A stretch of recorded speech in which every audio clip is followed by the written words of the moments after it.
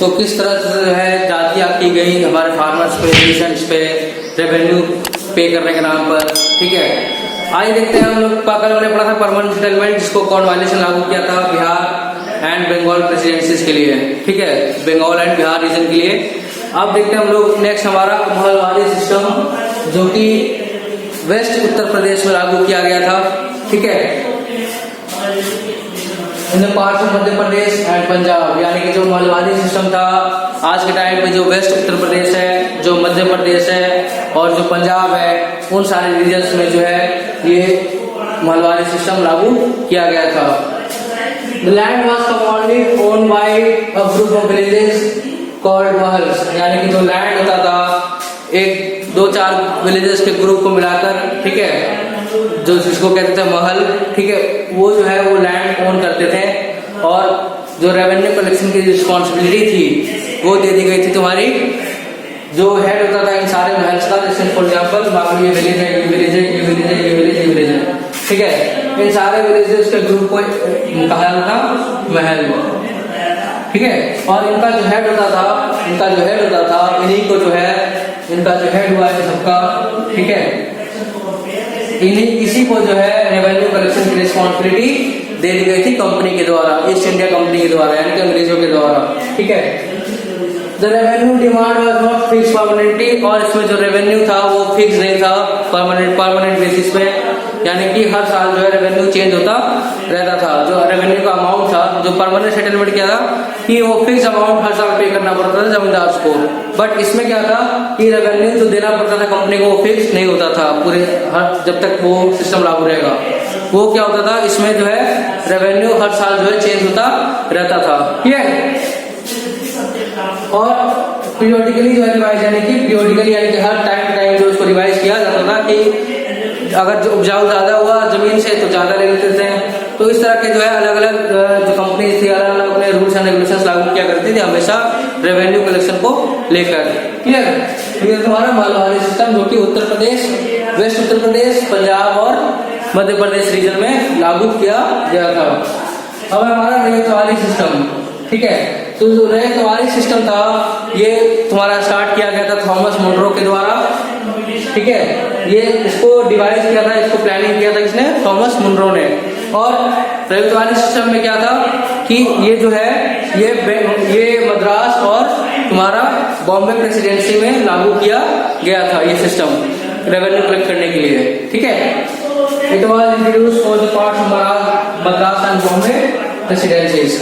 और इसमें क्या होती थी, जो कंपनी होती थी, कंपनी डायरेक्ट सेटलमेंट करती थी रेवेन्यू किससे, रैयत से। रैयत मतलब पीसेंट से, ठीक है, यानी कि पीसेंट से जो है डायरेक्टली डील करती थी कंपनी और उनसे जो है रेवेन्यू डायरेक्टली लेती थी। यानी कि बीच में कोई जमींदार ना कोई जमींदार हुआ करता था ना कोई शेड हुआ करता था, ठीक है।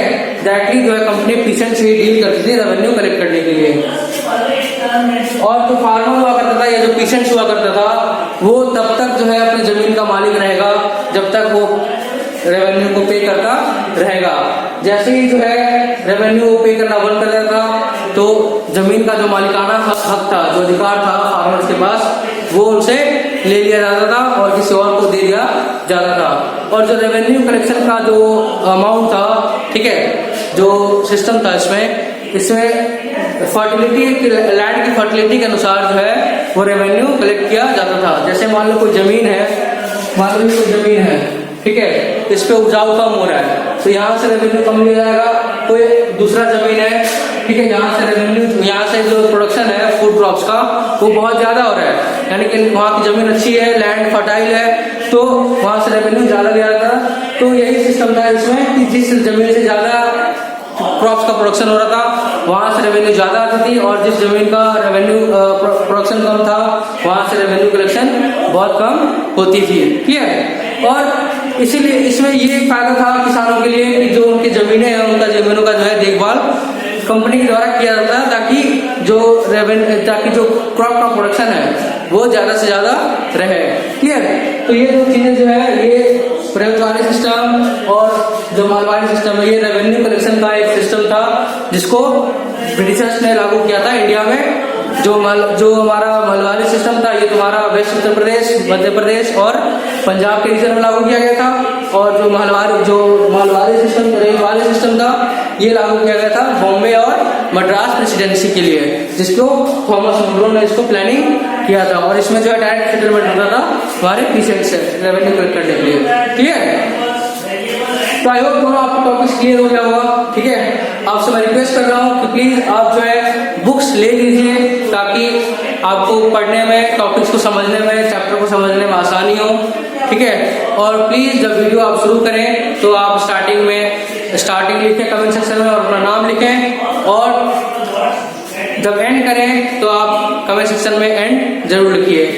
ठीक है, इससे पता चलेगा कि आप लोग हमसे कनेक्टेड है और हम आपसे जो है कनेक्टेड है, आप लोग पढ़ रहे हैं। ठीक है, और ये बहुत ही इंपॉर्टेंट समय है आप लोगों के लिए, ताकि आपका जो सेशन है वो वेस्ट ना हो ज्यादा, और आपको बुक्स लेने के ये फायदा है कि आपको जो है टॉपिक्स और जो चैप्टर्स हैं वो अच्छे से क्लियर होंगे। और एक और बात कि जो PDF मिलेगा आपको क्वेश्चन आंसर्स का, होमवर्क्स का, आप प्लीज सिंसियरली जो है अपने नोटबुक में कीजिएगा। ठीक है, तो आइए देखते हैं अपना नेक्स्ट कि क्या इन जो परमानेंट सेटलमेंट था, जो रेवेन्यू कलेक्शन का सिस्टम जो लागू किया गया था ब्रिटिश के द्वारा, जैसे कि परमानेंट सेटलमेंट, रविवारी सिस्टम, महलवारी सिस्टम, इसका क्या इम्पैक्ट जो है पड़ा था हमारे फार्मर्स पे, पीसेंट्स पे, डायरेक्टली और इनडायरेक्टली। ठीक है, alright, so now we are moving on to the next topic, that is the impact, how the life of peasants and farmers were impacted due to many revenue collection settlements. Alright, so the land revenue settlement introduced by the company impoverish मतलब दरिद्र बना देना। ठीक है, cruel कर देना, उनको cruel बना देना फार्मर्स को। इम्प्रोविज द पीसेंट्स, यानी कि जो रेवेन्यू कलेक्शन सिस्टम जो इंट्रोड्यूस किया गया था कंपनी के द्वारा, उसने जो है पीसेंट्स को पूरा दरिद्र बना दिया था, यानी कि उनकी स्थिति बहुत ज्यादा खराब हो गई थी, और दिन पे दिन जो है उनकी स्थिति और खराब होती जा रही थी। Land now became a saleable commodity which could be bought, sell और मॉर्गेज। जो लैंड था वो एक बेचने वाला जो चीज बोलते हैं हम लोग, सेलिंग कमोडिटी, वो बन चुका था। कभी भी उसको कभी भी खरीद सकते थे उसको, कभी भी बेच सकते थे, और कभी भी जो है उधार पे जमीन को उधार पे रख कर जो है उसको हम लोग पैसे उसके बदले दे सकते थे। तो इस चीज की जो है कमोडिटी जो है लैंड, वो एक सेलेबल कमोडिटी बन चुकी थी। This had a deep impact on the rural life and economy, और इसके वजह से जो है जो इकोनॉमी था और जो लाइफ थी पीसेंट्स की, वो बहुत ज्यादा खराब होती चली गई थी। ठीक है, अब देखते हैं इम्पोवरिशमेंट ऑफ द पीसेंट्री, यानी पीसेंट्री क्रूएल्टी कितनी ज्यादा बढ़ गई थी, उनकी दरिद्रता जो है कितनी बढ़ गई थी। ठीक है, तो इम्पोवरिशमेंट का मतलब होता है दरिद्रता। Clear? The company revenue demands failure of crops and costly social customs such as marriages and festivals often force the peasants to sell their part of the land or borrow money from the money lenders। यानी कि जो company की revenue demands थी, ठीक है, जब natural disaster such as drought के कारण या फ्लड के कारण जो क्रॉप्स का फेलियर हो जाता था, और जो वहाँ पे सोशल कस्टम थे उस टाइम, जैसे कि शादी हो गया, फंक्शंस हो गए, वो इतनी महंगी थी, इसकी वजह से क्या होता था कि जो फार्मर्स थे, ठीक है, जो फार्मर्स थे, जो पीसेंट्स थे वहाँ पे, उनकी स्थिति जो है बहुत ज्यादा, उससे क्या होता था कि इन सारी चीजों को मीट करने के लिए फार्मर्स को और पीसेंट्स को अपनी जमीनें बेचनी पड़ती थी, या फिर कर्ज लेना पड़ता था सेठदारों से, यानी कि सेठ लोगों से। बट जो पीसेंट्स थे उस टाइम पे, वो अपने जमीनों को जो है माता की तरह पूजते थे, यानी कि उनको एक माता की तरह मानते थे, इसलिए जो है वो अपनी जमीनों को बेचना सही नहीं समझते थे। बट उसके बदले वो क्या करते थे कि वो कर्जदारों, सेठ लोगों से या कर्जदारों से वो लोन ले लिया करते थे, कर्ज ले लिया करते थे, जिससे वो रेवेन्यू पे करते थे, या जब क्रॉप्स का फेलियर हो जाता तो अपने लैंड को देख रेख के लिए उस पैसे का इस्तेमाल करते थे। ठीक है, अब जब वो पैसे लेते थे सेठ लोगों से, ठीक है, अपने जमीन को गिरवी रखते, मॉर्गेज मतलब गिरवी रखना, ठीक है, मॉर्गेज मतलब गिरवी रखना। क्लियर? तो जब वो गिरवी रखते थे अपनी जमीनों को सेठ लोगों के पास, उनसे जब कर्ज लेते थे, तो अल्टीमेटली वो धीरे धीरे क्या होता था कि कर्ज ज्यादा बढ़ता चला जाता था। ठीक है, जब कर्ज बढ़ता चला जाता था तो अल्टीमेटली क्या होता था कि जो सेठ लोग होते थे, जब जो फार्मर्स जिन्होंने लोन लिया होता था उनसे, जो पीसेंट्स जिन्होंने लोन लिया होता था उनसे, वो पैसे वापस पे नहीं कर पाते थे। इसके वजह से क्या होता था कि जो जमीनें अल्टीमेटली जो गिरवी रखी गई थी उनके द्वारा और उसके बदले जो पैसे लिए थे उन्होंने, तो गिरवी रखी हुई जमीन क्या होती थी कि जो सेठ थे, मनी लेंडर्स जो थे, जो सेठ लोग थे, वो अल्टीमेटली उनकी जमीनें छीन लिया करते थे। यानी कि मॉर्टगेज, यानी कि जो गिरवी रखी हुई जो जमीन होती थी वो अपने पास अपने कब्जे में कर लिया करते थे। तो अल्टीमेटली इससे धीरे धीरे क्या होता था कि अब मान लो जमीनें छीन गई, ठीक है, जमीन छीनने के बाद क्या था कि जो फार्मर था या जो पेशेंट था वो लैंडलेस होता था, यानी कि उनके पास कोई जमीन बचती नहीं थी। तो इसकी वजह से क्या होता था कि उनको जो है जबरदस्ती दूसरे की जमीनों पे लेबर करना पड़ता था या फिर कहीं कहीं जो है छोटे मोटे काम करने पड़ते थे। क्लियर? तो इस वजह से क्या होता था, जब जमीनें उनकी छीन ली जाती थी तो अपने फैमिली को सपोर्ट करना काफी ज्यादा उनके लिए मुश्किल हो जा मुश्किल धीरे धीरे होता जा रहा था। तो ये जो दिक्कतें उनको झेलनी पड़ी थी जब रेवेन्यू कलेक्शन सेटलमेंट्स को जो अंग्रेजों ने लागू किया था, कंपनी ने जो लागू किया था। तो अल्टीमेटली उसका रिजल्ट ये होता था कि जमीनें जो है वो छीन जाती थी और फार्मर जो है लैंडलेस हो जाते थे। ठीक है, तो जो गवर्नमेंट का सर्वे हुआ था मिड 18th सेंचुरी में, 8th सेंचुरी में, 19th सेंचुरी में, 18th सेंचुरी में, तो उसमें पाया गया था कि 10 में से ऐसे 8 ऐसे जो पेशेंट्स फार्मर्स है उनकी जमीनें जो है वो छीन जाती थी। Clear? The new revenue system जो था, जो नए नए रेवेन्यू सिस्टम बनाए गए थे ब्रिटिशर्स के द्वारा, उससे जो है एक नया क्लास का पैदा हुआ था, लैंडलॉर्ड्स और जमींदार्स। ठीक है, और इससे उनको जो है जब लैंडलॉर्ड्स और जमींदार का जो क्लास जो पैदावार हुआ था, ठीक है, जमीनें छीनने के बाद या जो गिरवी रखी जमीनें जो अपने हथियार लेते थे, जो बड़ी मनी लेंडर्स होते थे, जो सेठ लोग होते थे, तो इससे जो है फार्मर्स को बहुत दिक्कत झेलनी पड़ती थी। अल्टीमेटली उनके पास कोई साधन नहीं बचता था। ठीक है, और उससे बुरी स्थिति तब आती थी जब उनको कहीं और काम नहीं मिलता था। उनकी जमीन तो वैसे छीन जाती थी, बट अगर उनको कहीं और काम नहीं मिलता था तो उसके लिए जो है वो जो चीजें जो प्रक्रिया है फार्मर्स के जो लाइफ के जीने की, वो और ज्यादा वर्स कर देती थी। और अल्टीमेटली क्या होता था कि जो फार्मर्स को जो है सुसाइड करना पड़ता था, क्योंकि वो अपने फैमिली को सपोर्ट नहीं कर पाते थे, उनसे उनकी जमीनें छीन जाती थी। क्लियर? तो ये सब दिक्कतें जो है वो पेशेंट्स को या फिर फार्मर्स को झेलनी पड़ती थी।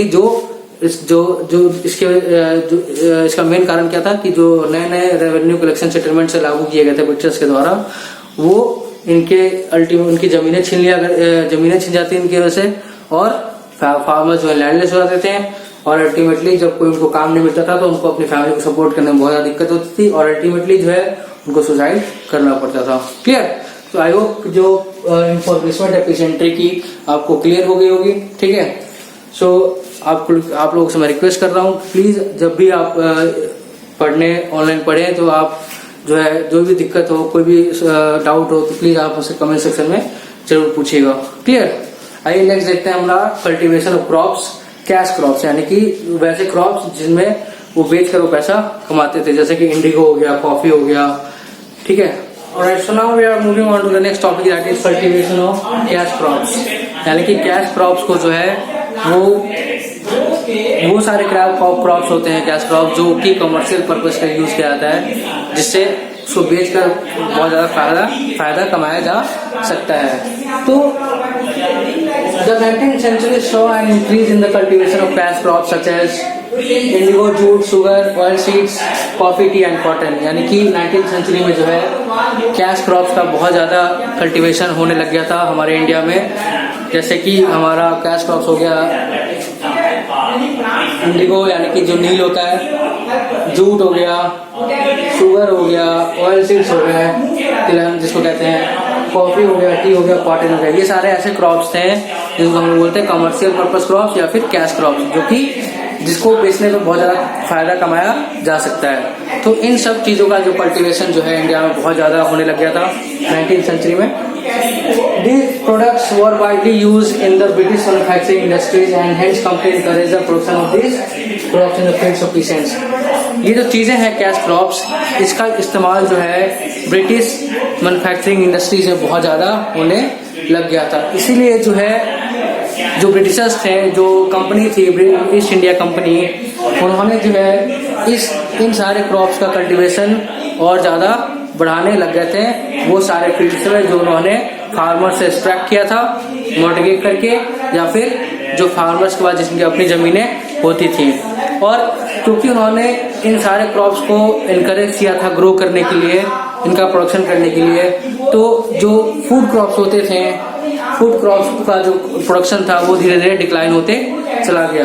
क्योंकि मेन एम था ब्रिटिशर्स का कि इनसे फूड क्रॉप से उनको ज़्यादा फायदा होता नहीं था, तो उनका मेन एम था कि किसी तरह से जो है ज़्यादा से ज़्यादा प्रॉफिट कमाया जा सके। तो ये जो क्रॉप्स है, कमर्शियल क्रॉप्स या कैश क्रॉप्स, इनसे इनको लगा था कि ये जो है बहुत ज़्यादा प्रॉफिट जो है उनको दिला सकते हैं। तो उन्होंने जो है इसका कल्टीवेशन बहुत ज़्यादा बढ़ा दिया और जो फूड क्रॉप्स थे जैसे व्हीट हो गया, राइस हो गया, ठीक है, उनका प्रोडक्शन जो है उन्होंने कम करवा दिया। जिसकी वजह से क्या हुआ कि जब फूड प्रोडक्शन का जो फूड क्रॉप्स का जो प्रोडक्शन था जब कम हुआ, तो इसके वजह से जो बाकी जो फूड सप्लाई था, ठीक है, जो पॉपुलेशन धीरे धीरे बढ़ रही थी और फूड सप्लाई इतना कम हो गया कि बहुत ज़्यादा दिक्कत, बहुत ज़्यादा एक्यूट शॉर्टेज, यानी कि बहुत ज़्यादा फूड सप्लाई की शॉर्टेज होने लग गई थी, जिसकी वजह से और ज़्यादा दिक्कत फार्मर्स को झेलना पड़ गया। क्लियर? और जब इन सारे क्रॉप्स को एक ही जमीन पे उगाने लग गए थे ब्रिटिशर्स, जबरदस्ती फोर्स करके पेशेंट से या फार्मर से, तो जो जमीनों का उपजाऊ था वो भी धीरे धीरे कम होने लग गया था। क्लियर? तो हम इसमें पढ़ेंगे इंडिगो के बारे में कि किस तरह से जो है इंडिगो का इस्तेमाल ब्रिटिशर्स ने किया था इंडिया में। क्योंकि उस समय जो था 19th सेंचुरी के बिगिनिंग में या 18th सेंचुरी के बिगिनिंग में इंडस्ट्रियलाइजेशन जब आया था इंग्लैंड में, तो इस इंडिगो का बहुत ज़्यादा इस्तेमाल जो है करने वो लोग लग गए थे। क्योंकि इंडिगो जो है कपड़े को डाई करने में इस्तेमाल किया जाता था। और ये जो टेक्सटाइल इंडस्ट्री, जो इंडस्ट्रियल रेवोल्यूशन हुआ था इंग्लैंड में, उसमें टेक्सटाइल यानी कपड़ों का इस्तेमाल बहुत ज़्यादा होता था, जिसकी वजह से इन नील की बहुत ज़्यादा जरूरत वहाँ पे पड़ती थी। पहले तो ये लोग जो है नील को यूरोपियन कंट्री से मंगाते थे, बट जब धीरे धीरे वहाँ पे प्रोडक्शन कम होने लग गया था, ठीक है, तो वो जो ब्रिटिशर्स थे वो धीरे धीरे इंडिया की तरफ बढ़ गए थे। और इंडिया में जो इंडिगो का प्रोडक्शन हुआ करता था वो बहुत ज़्यादा मात्रा में देखा जाता था। वहाँ बहुत ज़्यादा प्रोडक्शन जो है इंडिया में होने लग गया था, तो धीरे धीरे, और यहाँ पे लेबर भी बहुत ज़्यादा सस्ती थी, तो ज़बरदस्ती जो है लेबर से या फार्मर से, पेशेंट से ज़बरदस्ती इंडिगो को उगाया जाता था ज़मीनों पे उनके, और वहाँ से जो रॉ मटेरियल्स निकलते थे वो अपने ब्रिटिश मैन्युफैक्चरिंग इंडस्ट्रीज में भेजते थे, और वहाँ से जो है उसका मैन्युफैक्चर करके नील को वहाँ से वो अपने टेक्सटाइल इंडस्ट्रीज में इस्तेमाल किया करते थे। तो आइए देखते हैं हम लोग नील के बारे में कि नील किस तरह से जो है नील इंडिया में बहुत ज़्यादा रिवोल्यूशनाइज हुआ था, बहुत ज़्यादा प्रोडक्शन उसका देखा गया था ब्रिटिशर्स के द्वारा, जिन्होंने जबरदस्ती जो है वो कराया था हमारे इंडियन लेबर से, फार्मर से या फिर पीसेंट से। Alright, so now we are moving on to the part of the indigo, how indigo was cultivated in India and how Britishers forced the peasants or the cultivators of indigo to grow only indigo on their land, because it was quite profitable for the Britishers or the company to grow indigo. So it is a blue color dye obtained from indigo plant, यानी कि जो Indigo है वो एक blue colour die है। जो नील हम लोग देखते हैं उजाला वाला, जैसा तुम लोग देखा होगा, जो नील हम लोग अपने कपड़ों में डालते हैं उसको ब्लू करने के लिए, उसका या फिर कपड़ों का कलर बचा कर रखने के लिए, तो वही जो होता है उसको कहते हैं indigo. To meet the growing demand for indigo Britain turn to India, यानी कि जब नॉर्थ अमेरिका में और जब जो यूरोपियन कंट्रीज थी, यूरोप में जो बहुत ज़्यादा डिमांड हुआ करता था इंडिगो का, क्योंकि जब इंग्लैंड में जब इंडस्ट्रियल रेवोल्यूशन आया था, तो वहाँ पे उस टाइम जो टेक्सटाइल इंडस्ट्री जो थी वहाँ पे डाई की बहुत ज़्यादा ज़रूरत पड़ती थी, जिसका इस्तेमाल इंडिगो का किया जाता था कपड़ों को डाई करने के लिए। तो जब वहाँ पे कल्टीवेशन बंद हुआ था यूरोपियन कंट्रीज में, तो अल्टीमेटली जो ब्रिटेन था उसको जो है इंडिया की तरफ शिफ्ट होना पड़ा था, ताकि यहाँ से जो है वो इंडिगो का कल्टीवेशन करा सके फार्मर्स के द्वारा ज़बरदस्ती, और यहाँ से जो रॉ मटेरियल्स है वो इंग्लैंड भेजकर वहाँ से फिनिश प्रोडक्ट्स को इंडिया में बेच सके और ह्यूज प्रॉफिट्स कमा सके।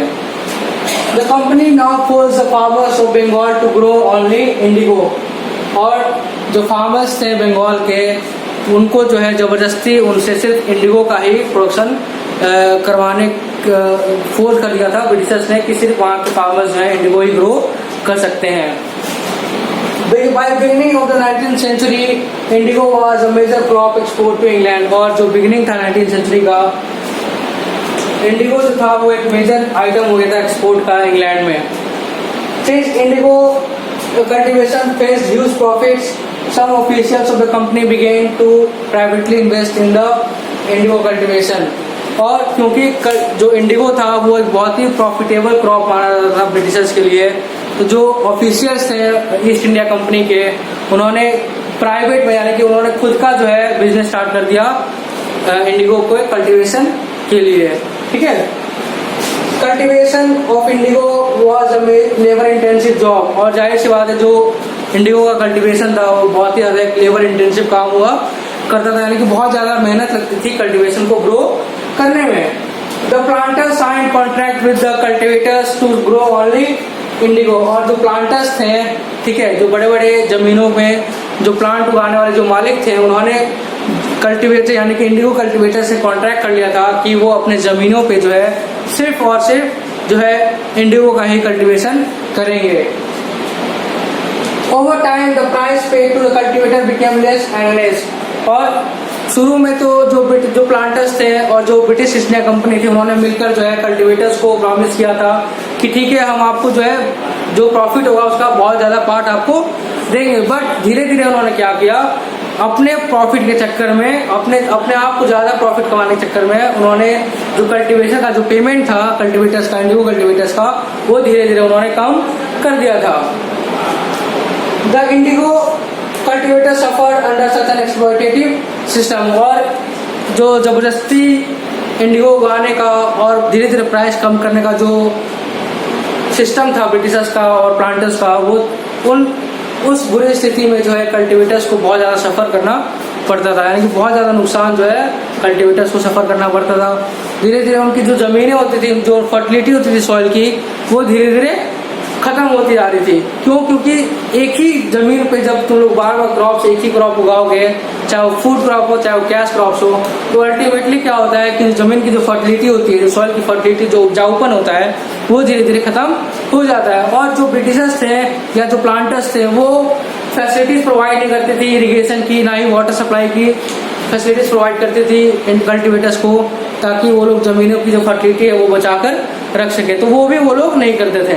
अल्टीमेटली जो कल्टीवेटर था उसको सफर करना पड़ता था। The indigo cultivator was also not free to grow other crops.